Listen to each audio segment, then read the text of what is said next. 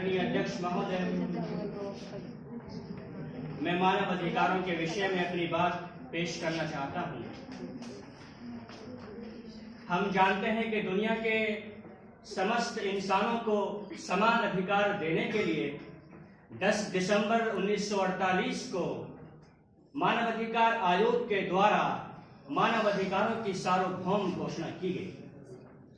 इसका उद्देश्य ये था कि दुनिया के समस्त इंसानों को राजनीतिक, नागरिक, सामाजिक, आर्थिक और सांस्कृतिक अधिकार दिए जाएंगे, जिसमें एक प्रस्तावना को शामिल किया गया जिसके अंदर मानव प्राणी की गरिमा और उसके मूल्यों पर विशेष बल दिया गया।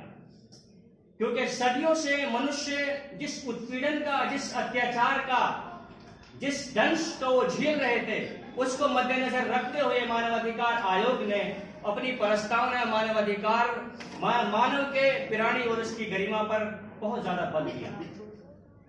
जहां तक राजनीतिक और नागरिक अधिकारों की बात है, उसके बारे में मानव अधिकार ये कहता है कि हर एक इंसान आजाद है, उसको गुलामी की जंजीरों में जकड़ा नहीं जा सकता।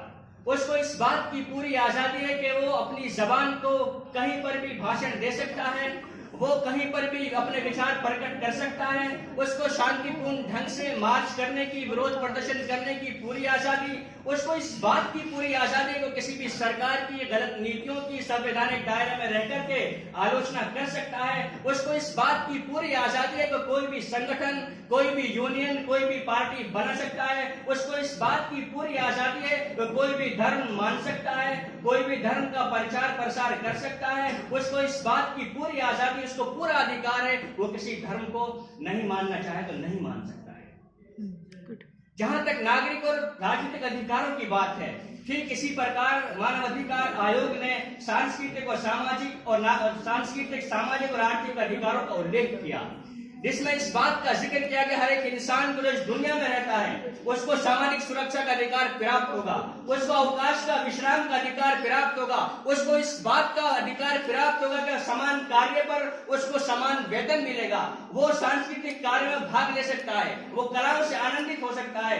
ठीक इसी प्रकार अनुच्छेद 28 में मानव अधिकार आयोग ये कहता है कि सार्वजनिक हित के लिए, सार्वजनिक सुरक्षा के लिए इन पर प्रतिबंध लगाए जा सकते हैं। और अनुच्छेद 29 में इस बात का उल्लेख किया गया, अगर कोई इंसान ऐसा कार्य करता है जिससे मानव अधिकारों की नष्टता का खतरा हो, जिससे मानव प्राणी की गरिमा का विनाश का खतरा हो, ऐसे अधिकारों पर प्रतिबंध लगाए जा सकते हैं। इन सब अधिकारों के मिलने के बाद हम इस बात को सोचें, हम इस बात पर विशेष बल दें, तमाम दुनिया पर नजर दौड़ाएं, क्या हमें सब अधिकार मिल पा रहे हैं?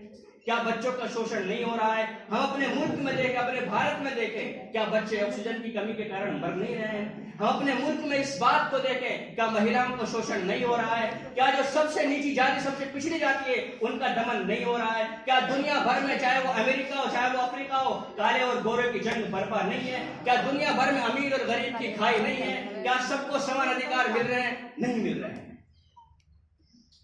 इस और मानव अधिकार आयोग को संज्ञान लेने की जरूरत है।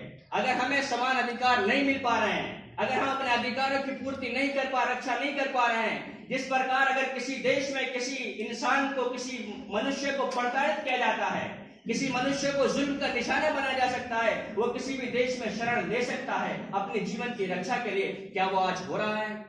क्या आज हम अपने भारत में इस बात को देखें, क्या हमारा भारत देश खुद इस बात को कहता है,